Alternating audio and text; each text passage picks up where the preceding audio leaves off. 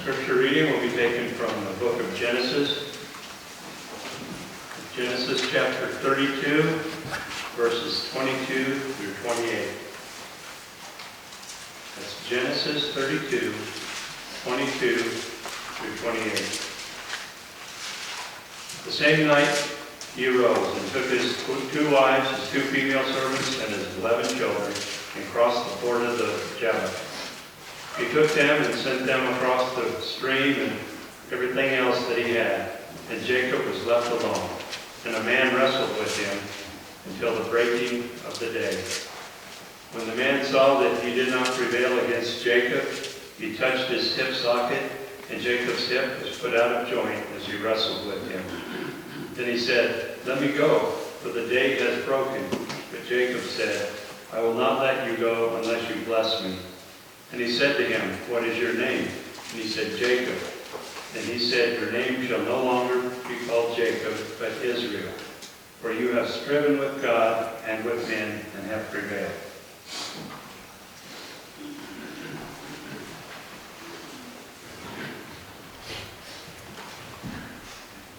Keep your fingers right there, please, in the Bible. I appreciate that reading, Rick. I appreciate everyone that is with us today.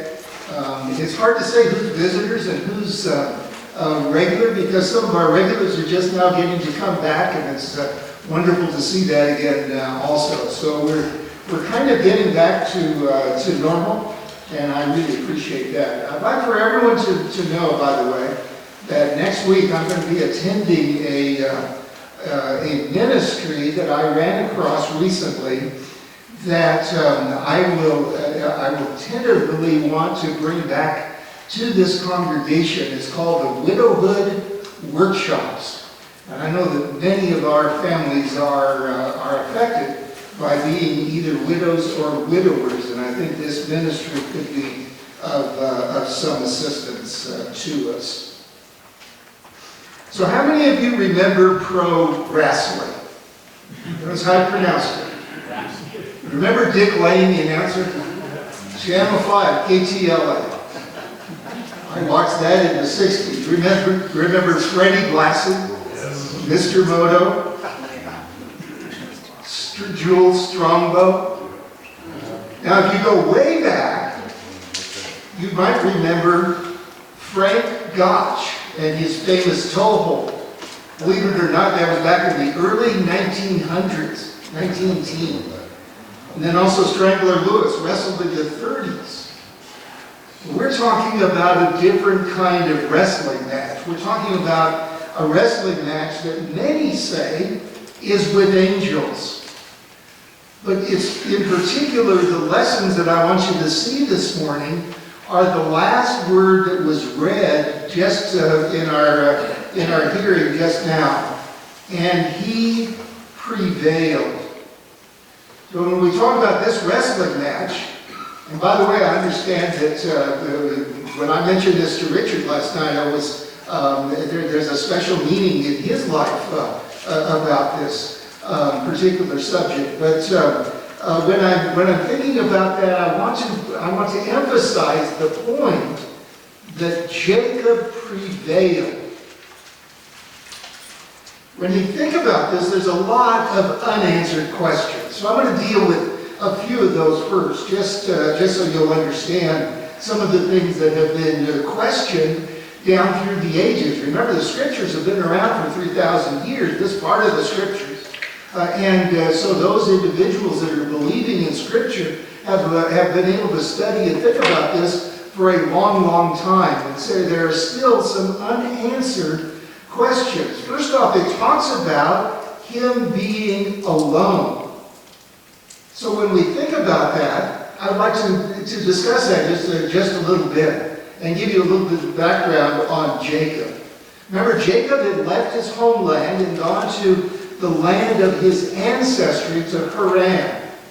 And he had worked there with his uncle Laban for many, many years, and through that process had earned himself the ability to marry a wife. First Leah, which wasn't his choice, and then later on Rebekah. And we know that those 2 wives of his plus the two servant women, produced at this point 11 sons. Now there is a 12th to come along later on. His favorite, of course, that we know of is Joseph.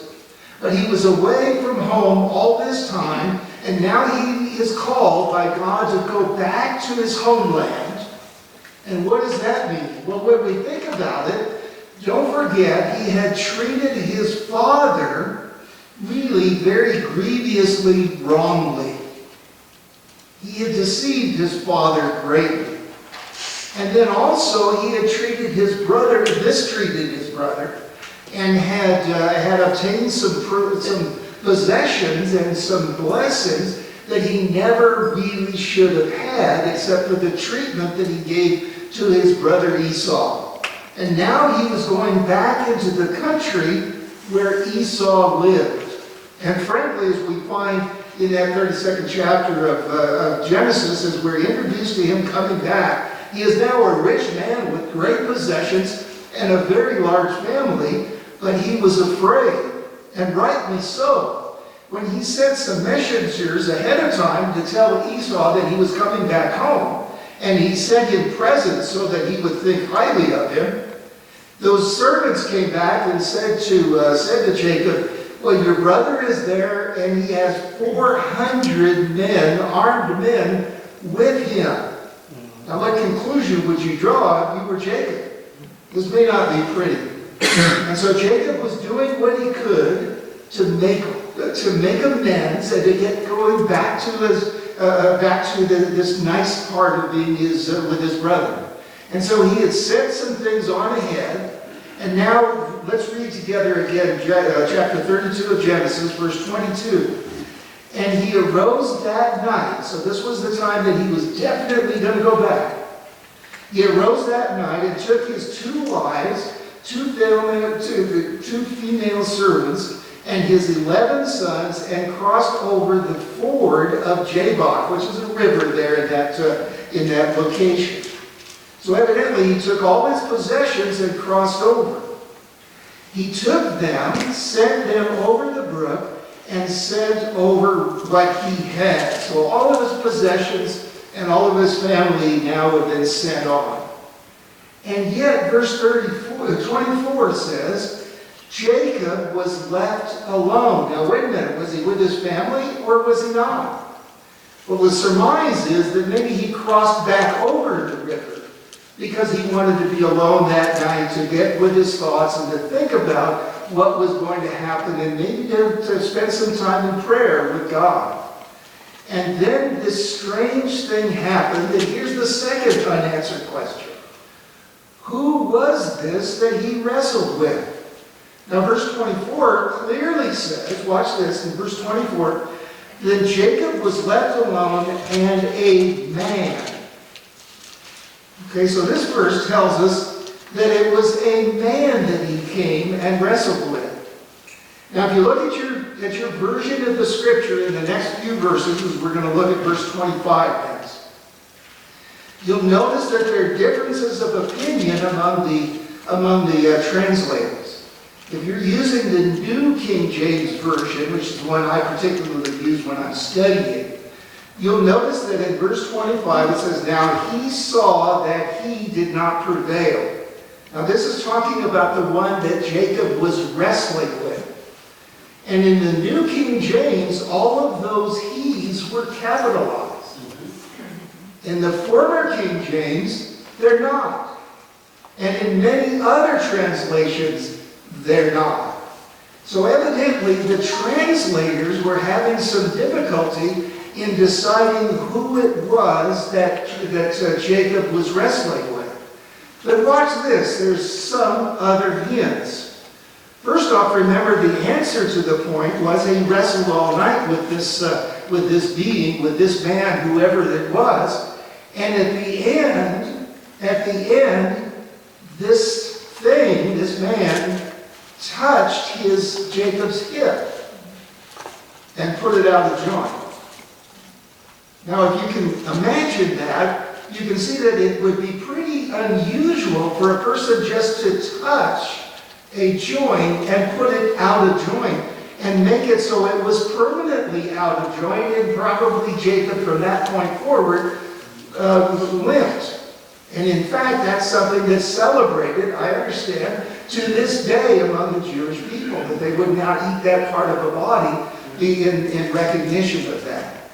Now also look at another point that happened in verse 28, because this goes upon this thought. In verse 28 of chapter 32 of Genesis, and he said, your name, now again, this is talking about this being, talking to Jacob, your name shall no longer be called Jacob, but Israel. So this was a very important thing we'll talk about in just a second. For you have struggled with God. Notice that? So he claims, well now wait a minute, maybe he doesn't claim that he is God, because that struggle could have been at another time. Because Jacob certainly had association with God down through his lives. But at any rate, it does say, in verse 30, that Jacob thought that he had struggled, at least with the presence of God. Look at verse 30. And Jacob called the name of the place Peniel, for I have seen God face to face, and my life is preserved. So I'm going to leave that question open, because it's still, among all the scholars, is still really unanswered. Who was it really that he struggled with that night? Third, his name was changed from Jacob, which simply means one who strives or one who usurps, to Israel, which sometimes is considered to be the prince of God, and other translations say contends with God. So that was the meaning of the word Israel. But notice an unusual thing. Remember who else's name was changed? Well, Abram's name was changed to what? To Abraham. Remember that? His wife Sarai's name was changed to Sarah. But in those instances, as you see the name changed, from that point forward, when reference is made to Abraham, it's Abraham. Clearly, distinctly, the change in name happened. But with Jacob, if you look up verses that happened after this chapter 32, there's over 200 times that he's still called Jacob. Why is that? Well, those are just some of those weird, unanswered questions that sometimes can come up and that really are not terribly important to us, but I thought were kind of interesting for us to think about. The real lesson is in the struggle that Jacob had with this being that most often is considered to be an angel of God. And that's why many scriptures, many of the Bibles talk about either wrestling with God or wrestling with an angel of God. And so we'll just think of it in that way. But what lessons can we learn from that struggle? Well, the biggest lesson to me is what was read in verse 28. Remember where it says, and he prevailed. Jacob actually won the wrestling match. And that should give us some hope and some positive thinking for ourselves. Is this a story that is really kind of giving us the history of Israel, of the country, of the people, of the tribes that were called the children of God? Didn't they struggle with God over and over again? And in this case, Jacob is said to have prevailed because he wound up receiving the blessing that he had asked to receive. Now that's a really positive lesson for us. But let's look at the attributes that Jacob exhibited in order for us to realize why it was that it can be said that he won the wrestling match, that he prevailed. And really, we've got to consider, why is this whole passage in the scripture anyway, if it's not to be an encouragement to us as we go through life struggling. I believe all of us have struggles. Certainly, on occasion within your life, you struggle for certain things at certain times and in certain ways. So when you think about it, how do you prevail when you're struggling with something that seems superior to you? Well, first off, Jacob seems to have been prepared. And that's a lesson that we all could take in and realize that it's really important for us to be prepared. I want you to consider some scriptures in the New Testament. Because there was a man that we could point out that really had a time of preparation in his life. And he's revealed to us, not in the Old, but in the New Testament, and his name was Saul, now turned to Paul. So think about Paul giving us a description of his early preparatory life in Philippians chapter 3. I want you to go over there with me. It's a fairly long reading and it'd be worthwhile for us to review what he said about himself in Philippians chapter 3, verses 3 through 6. Now he's including a group of people here as he's talking to the Philippians. And he says, "For we are the circumcision." And he's making a religious point that we don't want to get into right at this point. But he says, "We are the circumcision who worship God in the Spirit, rejoice in Jesus Christ, and have no confidence in the flesh." So he's talking about a spiritual matter. And he's saying there's a difference between fleshly thinking and spiritual thinking.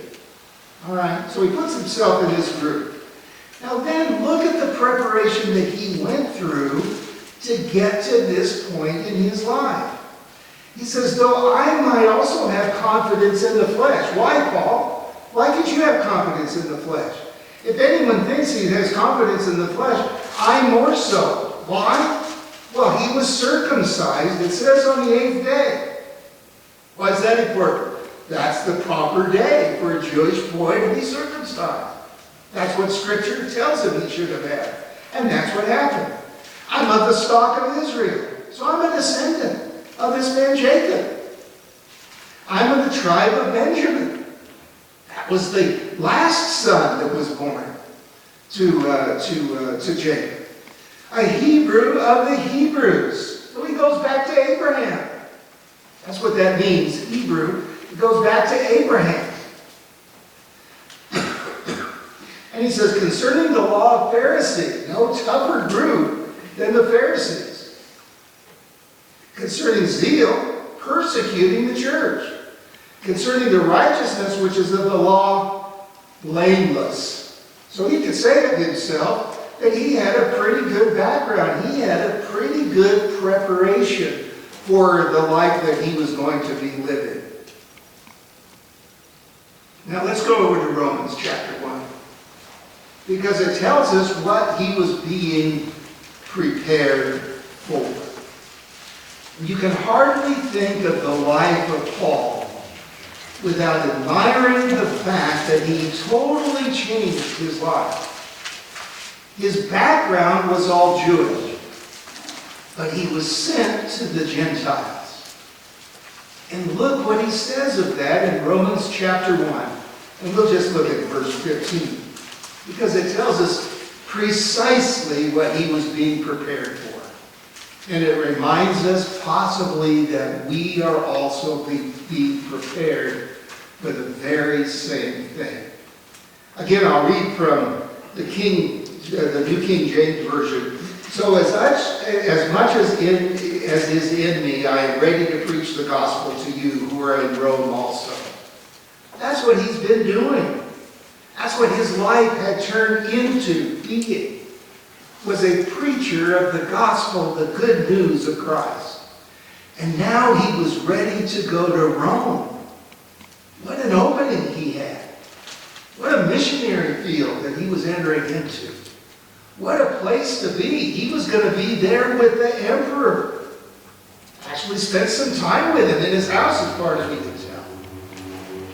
He was prepared then to preach the gospel. I love the way that the King James, the old King James actually says it. So as much as in me is. Just that change of order of the words makes it even stronger. Actually, as much as in me is, says that he's prepared to do everything for the gospel of Christ. So preparation, being ready, getting ready. If we're not prepared yet, let's get ready, is one step in prevailing over what it is that we're wrestling with in a spiritual sense. And then also determination. So going back to chapter 32, just briefly, just one verse. Jacob was left alone, and I didn't finish this when I read it the first time.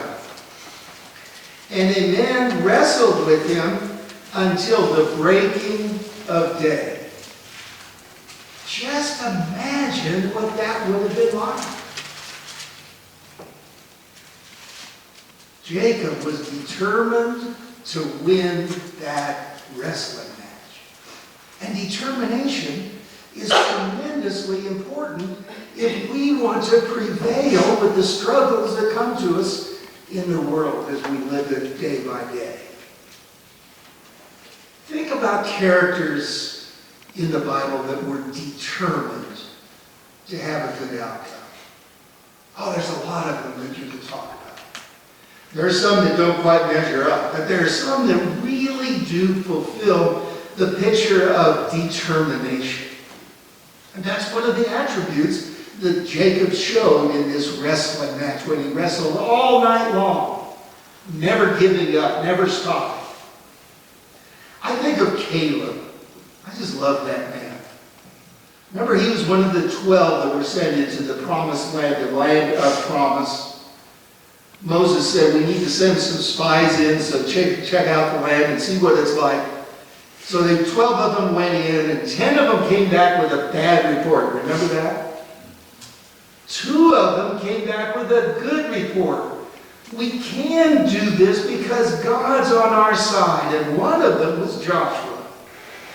The other one was Caleb. And then they went through really what could have been considered a 40-year course in determination. Are you still with me? Caleb, Joshua, after 40 years of wandering in the wilderness. Now go with me, if you will, to Joshua chapter 14. Because I'd like for you to see this.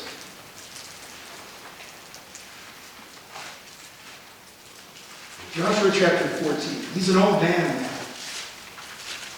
He's lived all this time. He had to have been over 20 at the time that he started that journey of 40 years. And he tells us that he is old. And now he's speaking to Joshua, who knew exactly what he wanted him to do. And Caleb said, therefore, give me this mountain of which the Lord spoke in that day. And then it goes on to describe. This old man was ready to say, give me a struggle to take on. Not this flat land that's nice and easy to take care of. He said, give me this mountain. I know I'm almost 80 years old, and I'm not quite sure I'm physically wanting to challenge God to give me a mountain to struggle with. But that's the kind of determination that this man had. And it's the kind of determination that got Jacob through that night, that wrestling match with God.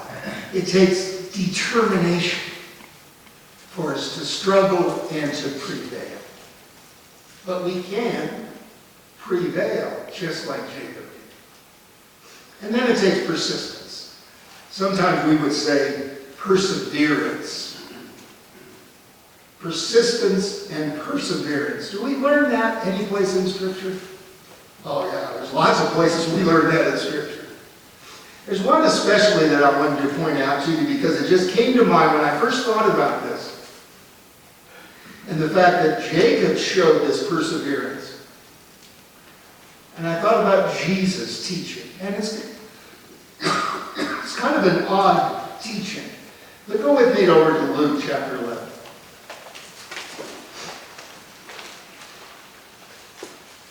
Luke chapter 11. And I say it's odd because you don't always associate this with something that is so positive.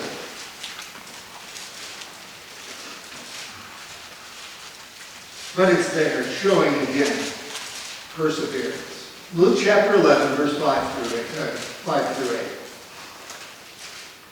8. And he said to them, so this is Jesus teaching. Now that he is definitely capitalized, so we know for sure it's Jesus speaking. If you have a red letter edition, you probably see it in red letters. Which of you shall have a friend and go to him at midnight and say, friend, lend me 3 loaves? Now, first off, we might say that's not socially acceptable. I mean, it's nighttime. They're in bed. Why should they give you loaves? Why didn't you prepare yourself? Why aren't you ready already? Watch what Jesus is saying. For a friend of mine has come to me on his journey, and I have nothing to set before him. Well, why are you accepting a friend then if you're going to use somebody else's bread to feed him? You know, we think about this as not right socially acceptable, really, in today's world. We probably say, well, the Del Taco's open all night. Right? But no, he wanted to show hospitality. And that's an important factor. But he didn't have the means to show hospitality, so he goes over and asks a friend. And he said, and he will answer you from within, don't trouble me. The door is now shut. My children are in bed. I can't rise and give to you. Now watch what Jesus really was teaching. He's not talking about the social conformity. He's not talking about what may be acceptable in the way we deal with one another. He's talking about a really important principle. Just like we're pointing out that Jacob had perseverance and persistence. I say to you, though he will not rise and give to the man because he is a friend, but because of his persistence. Now, what does that mean? Seems to me that the guy kept knocking on the door. He didn't just knock on the door once and say, I need some bread from you, brother. The man inside would have said, no, I'm already in bed. Can't you tell? The lights are off. No, it's important. I'm knocking on the door again. And again, and again, and again, until it's whatever it takes. And sometimes we're knocked down by life, aren't we? Is it important how many times we're knocked down? Some great person said, no, it's important how many times we get back up. Right? Persistence. Persistence in the travail of the things of life. The King James uses the word importunity. Now there's a word that you don't hear in modern day English. But importunity means that he has made it important. Is your spiritual life importune to you? Do you make it an importunity to live the Christian life? Do you keep persisting in doing those things that are right and proper in God's sight? That's what caused Jacob to be able to prevail in the struggle that he had.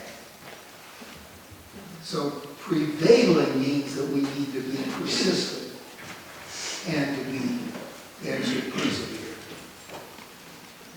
I was watching some things. You know that tomorrow is Memorial Day, and we have had at least one mention already. But I know that many of you will be celebrating tomorrow the fact that we have lost many of our military to wars, both on this land and in foreign countries. And some of you painfully recognize the fact that those folks are gone.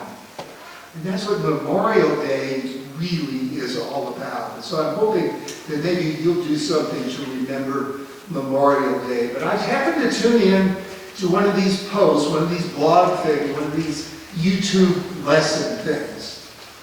And if you want to watch it, look up Admiral William McRaven. Admiral William McRaven.